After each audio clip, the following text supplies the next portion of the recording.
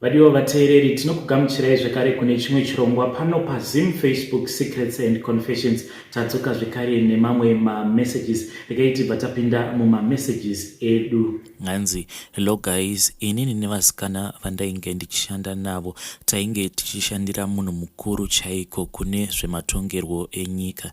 Takaita mwedzi miviri tisina kana kumbogara tapiwa mari, tikazenge tonzi siyai kana musingadi, hapana zvamunondiita. Apa tainge tichishanda papurazi, saka pakazoitawo mukana wekuti mukuru uyu akabva auya kufamu ndokubva azosiya motikari yake yakavhurika. Umwe wedu watainge tichishanda naye akabva aona kuti mumota umu mainge muine mari ndokubva atideedza tiri 3 kudaro. Tikabva tati ngatitorei mari iyoyo tinange zvedu kuSouth Africa. Mari iyi yatakaba yainge iri $3,750. Tikabva tasheya mari iyoyo tiri 3 kudaro ndokubva tatiza. Asi munhu uyu aiva nechikwereti chedu only $250 pamunhu. So my issue is tava kutya kudzokera kuZimbabwe, especially now zvkwava kunzi vanhu vachazodzingwa apa kunenge kuine ma-elections. Tiri kutya kuti kana tikaenda kuZimbabwe munhu uyu akagara aziva kuti tadzoka haazotitsvaki here, ende akatiwana kwacho hatinoiswi here muacid, because takapedzisira kunzwa zvichinzi iye ainge akaenda akanoripota kumapurisa tikambotsvakwa zvekutoti patiri pano titori nemadhokets edu akatimirira kuZimbabwe. So mubvunzo wangu ndewekuti hakunawo here vanoziva munhu anokwanisa kutibatsira kuti aite kuti madhokets iwawo akwanise kudisappear, kana kuti bosi vedu ava vangoti aiwa hazvichina hazvo mhosva, nekuti nyaya iyi yava ne4 years yaitika. Shuwa takashaisha, asi mukuru uyu aitishandisira simba since vari ivo varidzi venyika. Vedare iyo ndo message yandakatumirwa namukoma vedu. Please ngatizamei kuti tinge tichivabatsira mucomment section. Regai tibva taenda panyedu inotevera. Hanzi hello everyone, inini ndiri kutotsvakawo serious help nenhau yekuti ndiri kurwidzana nemasatanist chaiwo. Kunyange zvangu ini ndisina kana kumbogara ndajoina izvo zvezvi zvinoitwa nemasatanist, but it seems like it's a family thing. The whole family vakatobvumira. Inini ndisati ndatombozvarwa kuti ndinofanira kunge ndiri sacrifice yavo. All the family members vakatobuilda their businesses and their houses vachishandisa inini. Amai vangu ndivo dambudziko hombe, vakatombozama kuti vange vachindiuraya nekuti ivo vakaromba, ende pavakaromba pacho vakashandisa inini. Vakatombozama kuti vange vachiuraya mwana wangu, but ndakabva ndakasika ndikabva ndaenda kune umwe muprofita, but muprofita uyu ainge achindibatsira akabva aenda kune imwe nyika. Each and every day ndinongogara ndichingorota. Pandinorota pose ndinenge ndiri munzvimbo dzakasiyana siyana dzandinenge ndisingatombozivi zvachose. Dzimwe nguva ndinorota ndichisainiswa mapepa, dzimwe nguva ndinorota ndichinwiswa ropa. Inini handichadi zvinhu zvose izvi, but ndakatoudzwa kuti pane zvakaiswa mukati meropa rangu. Zvinhu izvi zvakafanana nemasensa kana kuti matreka, zvinosensa nekutreka zvichiripota each and every move that I make. Please ndibatsireiwo nekuti ndaneta zvekare. Handidi kunzi ndizonzi ndafira apa ndafira zvinhu zvandinenge ndisingatombozivi zvachose. Vedare iyi ndiyo nyaya yandatumirwa kuFacebook Messenger neumwe mwanasikana. Please let us try to assist in the comment section. Zvakangooma hazvo veduwe. Regai tibva taenda panyedu inotevera. Hanzi hello mukomanashi, mukoma taitawo problem inini nebrother yangu is only 25 years but haasi kugara pamba. This problem started when he was in grade 7. Before that aiva mwana aiterera and akabva atanga kutiza pamba ari grade 7. Taiti kana tikamutsvaka aibva adzoka. Since then akatiza pamba so many times. Our family aishoreki. Vabereki vedu vatori neimba yavo irimo muHarare. ende vanotoenda kumabasa anoita kuti vakwanise kuchengeta mhuri yavo. We have tried everything as a family kumbotaura naye ende kumunamatira, but he would rather go mumastreet achiita kunge street kid achikumbira chikafu. Last week akadzoswa kumba and my parents then traveled to Rusape kunhamo vakamusiya nemunen'ina wangu pamba. Iye akabva asara achiba motikari yaamai laptop ndokubva atiza. Baba vangu pavakazodzoka manheru vakanomutsvaka vakamuwana ari pane rimwe bhawa akaparara nedoro. Fast forward, izvezvi akavharirwa mujeri. We all know that this problem is very spiritual. Kutiza pamba kwake kwakatanga after a visit from mwana wabankuru vedu. Mwana uyu aita the very same thing yekusagara pamba, achinogara mumakomo nemumapako ende achiita zvekuba. All this then stopped musi waakauya to visit kumba kwedu when my brother was in grade 7. Mwana wababa mukuru uyu akangouya early in the morning akavhurirwa door my brother akangogara 5 minutes ndokubva atoti ndakuenda, and this person akanga abva all the way from Rusape just kungogara 5 minutes ndokubva aenda. That very day my brother akabva aona nyoka. Nyoka iyi yakatopotsa yamuruma apa yainge iri pamba, and manheru acho akati iye ainge arota achirohwa nezvikure. The following day is when my brother ran away from home, and since then hazvisati kana zvambomira tatambura. Ndanga ndichikumbirawo nhamba dzagogo Mamoyo. I'm not sure of the name, but I have heard testimonies of gogo vanonzi vanobatsira. Kana muine nhamba yavo, please ndinokumbirawo nhamba dzagogo Mamoyo vedare. That was a message that I received ichibva kuna vanzvadzi vedu. Please let us try also to give her directions kana kuine kwamunenge muchiziva kuti vanokwanisa kuenda ikoko vakabatsirikana. Regai tibva taenda panyedu inotevera. Hanzi mukomanashi makasimba here, yangu haisi zvayo confession, asi ndinokumbirawo kana paine vanoda zvavo kuchengeterwa musha kuZimbabwe. Inini ndine mwana ane mukadzi wake wasina zvekuita, vanoda zvavo kuchengeta pamba pevanhu. Ndibatei panhamba dzangu idzi, chero kuri kupi muZimbabwe vanoda, asi ndinodawo wanhu wari right. Vedare iyo ndo message yandakareceiva ichibva kuna Haidi. Kana kuri kunzi mune musha unenge uchida kuchengetwa, please inbox me tikwanise kutaurirana. Regai tibva taenda panyedu inotevera. Hanzi wakadii zvako Nashi? Inini ndiri mukadzi atori nevazukuru vakati one day, asi ndiri munhu wekuti kana akangogara avhiringwa especially nemuroora shuwa nababa vangu vari pasi ndinototi ndikutsvakire midzi. Ini mwana wangu wepiri mukomana akaroora kamukadzi kake kainge kakadzidza kuti ivo vagare vachindidadira. Vaiti kana vachiuya kuzondiona vaiunza magroceries aunoona kuti uku hakusi kudiwa kwete asi kutodadirwa. Saka paakazozvara mwana wake ndakabva ndati ndoita sei kuti asawana mufaro kusvika murufu. Iniwo ndakabva ndafamba. Mukufamba kwangu kwandakaita kwaisava kuti ndainge ndichifadzwa nezvinhu zvandaida kuenda kunoita ikoko. Ndaitoziva kuti zvinhu izvi zvandikuda kuenda kunoita zvinhu zvisina kunaka, but ndanga ndanyanya kushainirwa nemuroora wangu, nekuti dzimwe nguva aiti kana akauya kumusha zviya zvekuti muroora anofanira kunge achikubatsira mabasa epamusha, iye aitoda kuti inini ndimushandire, ndimuwachire, ndimuitire zvose, iye akangogara. Ndaiti kana ndikati muroora chimbondiperekedzawo kumagadheni ndichitira kuti akwanise kuziva kuti semuroora pane zvaanofanira kundibatsira kana vakauya kuzondishanyira, but iye aingosvika obva agara pasaidhi, ini ndichifondoka ndiri mugadheni. Kana tachaisa paya unonzwa ava kukomplaina kuti ini ndaneta nezuva, ndaswera ndichipiswa nezuva, ndodzoka zvekare ndotanga kumubikira, iye akangogara. Nditori nechishuviro chekuti dai Mwari vakwanisa kundiregerera pane zvose zvandakaita, nekuti nekufambawo kwemakore ndava kuona kuti hapana kana chakanaka pane zvinhu zvese zvandakaita, but panguva yacho ndinoziva kuti vanhu vanokwanisa kuti ndine mwoyo wakaipa, asi panguva yacho ndakazviita ndakatobitirirwa nehasha. Muroora wangu uyu aisatombondida zvachose, kunyangwe pose pandaienda ndichinoshanyira vana vangu kumadhorobha kwavainge vachishanda. Muroora wangu aiti pose pandinomushanyira waibva waona kuti munhu uyu haasisina mufaro.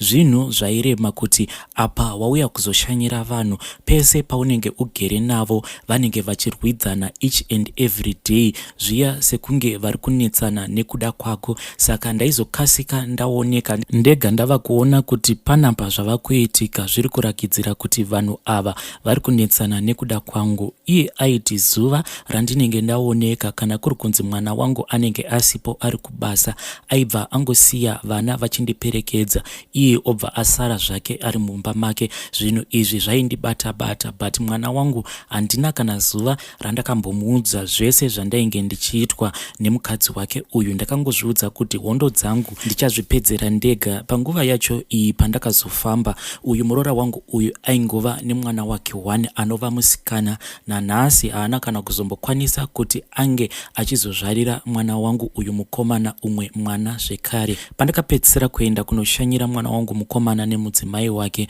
uyu muroora wangu uyu akangoita zviya zvemazuva ose zvekuti akangondisiya ndichiperekedzwa nevazukuru. Iye akabva atosara zvake akagara panze, aitova ari bhizi zvake achibaya-baya foni yake. Ndikangoti hazvina hazvo basa. Pandikadzokera kumusha ndakabva ndagara pasi ndokubva ndataurirana neshamwari yangu uyo wandainge ndichiziva kuti aiziva mishonga yainge yakasiyana-siyana.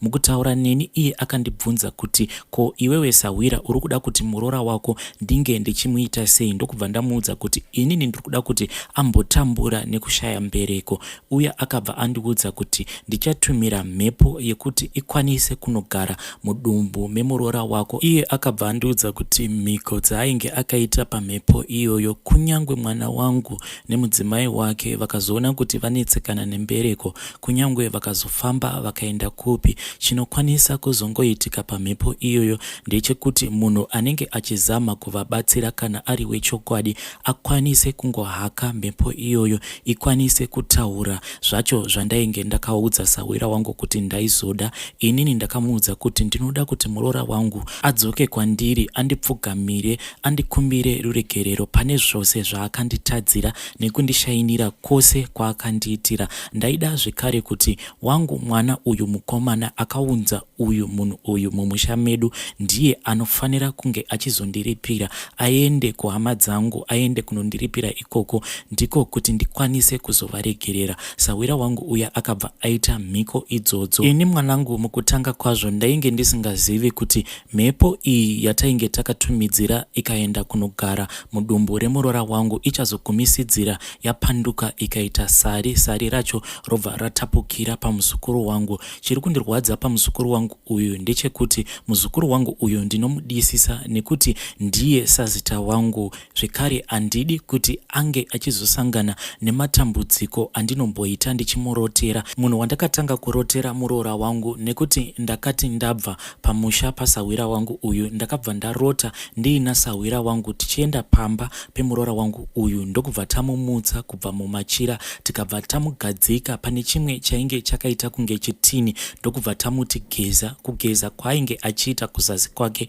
nayo mhepo yakabva yakwanisa kupinda muchibereko chake. Ndakaramba ndichingomurotera hope dzainge dzakasiyana-siyana. Dzimwe nguva ndaitorota ndichitoona kuti muroora wangu uyu mimba yainge yabatira. Kuhope ikoko ndairota mhepo iyi yatainge takagadzika mudumbu memuroora wangu ichiparadza chipenyu chainge chava kurarama chiri mudumbu remuroora wangu. Zvekare ndaiti kana ndikarota muzukuru wangu uya sazita wangu, pose pandaimurota aita sekunge aichatiswa kumhepo ikoko, ende murume wacho waanenge achata naye aigara achingomuronda. Dzimwe nguva ndaitorota muzukuru wangu uyu kubva achiri mudiki kusvika atozotochembera, but mukuchembera kwake aitorakidza kuti achembera asina mwana, asina kana murume, but aiva nemurume. Murume wacho yakangoita kunge mhepo. Ndo zvinhu zvinondibata-bata zvazosakisa kuti ndinge ndichida kureurura nekutsvakawo mazano kuti zvinoita here kuti vana vangu vose ndinge ndichivagadzika pasi ndichivarondedzera zvose zvakasakisa kuti ndinge ndichifamba. Kushayinirwa kwandakaitwa nemuroora wangu zvose nemwana wangu uyu mukomana ndiko kwakazosakisa kuti ndinge ndichifamba ndichitsvaka mishonga iyi yandaifungidzira kuti yainge inge ingori yekukaurisa muroora wangu ndisingazivi kuti mhepo iyi ichazopanduka rikachinja rikaita sari. Ndichitaura newe kudai mwanangu, muzukuru wangu uyu iye pari zvino anotoshushikana kuti konei asati atanga kugeza sezvinoitawo vamwe vasikana vezera rake. Kuhope muzukuru wangu uyu ndinoona kuti zvinhu izvi zvinogara zvichingomushungurudza, asi wacho wekuti akwanise kubvunza kuti kosei iyewo ari iye ega asati atanga kugeza sezviri kuita vamwewo vezera rake. Kumashure uko zvakambotitaurikei, mwana wangu mukomana uyu ndokubva ati, amai, ndanga ndichikumbira kuti kana zvichibvira timbotaura namukoma vari kuSouth Africa kuti vambodzoka kuno ndikwanise kumbofambawo navo tione kuti chido chaMwari here chekuti inini nemudzimai wangu tinge tichingoita mwana umwe chete. Pandakaudzwa mashoko awa ndakabvuma, asi ndakati ndakagara ndikabva ndazotaura nasawira wangu, akabva andiudza kuti Sawira, kana uchida ndinokwanisa kukuitira umwe munamato, asi munamato uyu wandinokuitira iwewe ndiwe unokwanisa kuzorifesa munamato wandichakuitira. Ndakati ndapiwa munamato uya ndokubva ndadzokera kumba kwangu ndikabva ndaita munamato wefuratidzo. Munamato uyu ndakauitira mwana wangu ari kuSouth Africa uyo anova dangwe rangu. Ndakaita munamato uyu wekuti asanzwa shungu dzekuti ange achidzoka kuno kuZimbabwe angogara ikoko kuSouth Africa. Mwanangu, zvinhu izvi zvatova nemakore ndazviita, ende chipfundo chacho chandakasunga pandakaita munamato wacho handichatombozivi kuti chakazoenda nekupi, nekuti panzvimbo pandakapedzisira kuchiona handina kuzochiona. Handizivi kuti chakazotambiswa nevazukuru vandigere navo pamba here, kana kuti chakazongonhongwawo nemakonzo chikangotakurwa zvikangorova zvakadaro. Shungu dzekuti ndinge ndichisunungura munamato uyu wandakaitira mwana wangu ari kuSouth Africa, munamato wefuratidzo, shungu dzacho ndinadzo. Mwana wangu uyu mukomana akatomborwara, ndakazotongonzwa zvichinzi ainge abatwa chirwere icho chiriko mazuva ano, asi paakarwara shoko rakabva kuSouth Africa rainge riri shoko rekuti kana zvichibvira dai mauya kuzosenga hama yenyu nekuti upenyu hapasisina. But iye akangoti apora patainge tiri mubishi rekuti tinge tichiunganidza mari, takangonzwa kuti kumba kwacho kwaainge achigara, kumba kweshamwari yake, akangobuda achiti ari kumboenda kunotenga chingwa patakishopu, ndokubva atoenda, haana kana kuzombodzoka. Akabva amboita zvimwedzi asingazivikanwe kuti ainge ari kupi, ndokuzobudikira achiti kumusha ndichazodzoka kana ndikazounganidza zvinhu zvandiri kuda kutanga ndaunganidza. Pose pandinotaura naye ndinotombozama kutaura naye ndichichema pafoni kuti nhai mwanangu, kunyangwe ukauya usina kana chawakapfeka, inini ndiri amai vako, wadii wangodzoka kumusha. Asi iye anongondiudza achiti, mhai, makore andagarisa ndiri kuSouth Africa awandisa, ndinoda kutanga ndambounganidzawo zvinhu zvekuti pandinozosvika kumusha handizonyari. Asi ndinoziva kuti munamato uyo wandakaita ndiwo munamato wakamusungirira kuSouth Africa ikoko. Ndiri kutsvakawo vane ruzivo vandiudzewo kuti ndoita sei. Kana ari Sawira wangu uyo akandipa minamato iyi yefuratidzo nemhepo idzo dzakaenda dzikanogara mudumbu remuroora wangu zvikazopanduka zvikava masari, Sawira wangu akasoshaya kudharadhara. Saka kwekuti ndinokwanisa kutizira ndichienda handisisina, kuti ndinge ndichiudza vana vangu ava ndivo vari kundichengeta. Ndinotya kuti vazukuru vangu zvose nevana vangu vanokwanisa kuzosvika pakundiramwa. Uyo mwana wangu ari kuSouth Africa, kunyangwe achingodzungaira neSouth Africa, but anongoti pose paanenge awanira zvimari anobva angoti, mhai, ndaisa mari pamukuru, madii mamboenda kunotora mari mukatengawo zvishuga. Saka ndinotya kuti rudo rwandinopiwa nevana vangu, kana ndikangobuda pachena kuti izvi ndizvo zvandakaita, vana vangu vanokwanisa kuzondiramwa ndikashaya anozondiviga. Vedare, that was a WhatsApp voice note randakatumirwa namama. Such a strange story, but please let us give you advice in the comment section. I'll be back with another episode very soon.